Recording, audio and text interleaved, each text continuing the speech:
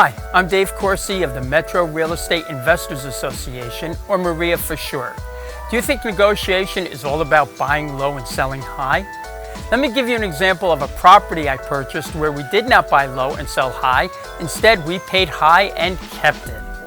The owner was stuck on a certain price, but also knew that if he received all cash, he would get killed on taxes.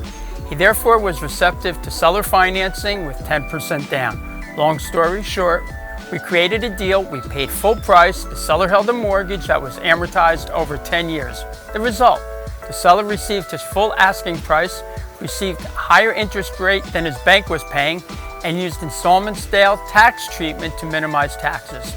And what did we get? A nice property that had a break-even cash flow, tax shelter, paid off free and clear in 10 years, a property value that doubled over those 10 years, and now a very big positive cash flow.